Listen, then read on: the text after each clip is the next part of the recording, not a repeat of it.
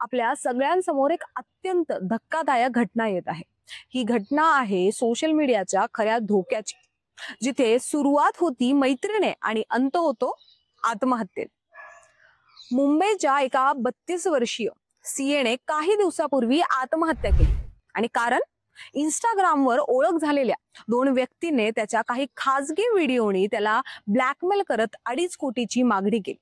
त्यांनी हे पैसे काही स्वतःच्या खात्याने आणि काही कंपनीच्या खात्यातून त्यांना फेडले, तरी सुद्धा यांच्या धमक्या काही थांबल्या नाही। 7 जून रोजी ह्या 2 व्यक्तीने त्याच्या घरी जाऊन त्याच्या आईसमोर त्याला धमक्या दिल्या की तुझ्या व्हिडिओ आम्ही व्हायरल करू जर आम्हाला वेळेत पैसा आला नाही तर।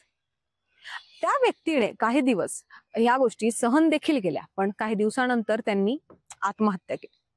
आणि आत्महत्या करण्यापूर्वीच त्याने 3 सुसाइड नोट्स लिहून ठेवल्या होत्या। एक त्याच्या स्वतःच्या आईसाठी, एक जिथे तो काम करत होता त्या कंपनीसाठी आणि एक सुसाइड नोटवर त्याने स्पष्टपणे त्या दोन्ही व्यक्तींचे नाव लिहून त्यांना कारणीभूत ठरवलं आहे।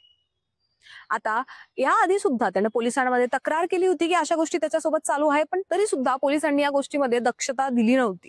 पण आता या दोघांनाही आरोपी घोषित केलेले आहे आणि ही फक्त एक दुःखद घटना नसून आपल्या सगळ्यांसाठी एक सूचना आहे की आपण सोशल मीडियावर सावधपणे वावरावं आणि स्वतःची काळजी पूर्णपणे घ्यावी। आणि तुमच्यासोबत असं काही घडलं असेल आम्हाला कमेंटमध्ये नक्कीच सांगा। तोपर्यंत मी मृदुला नारळे, न्यूज डॉट्स पुणे।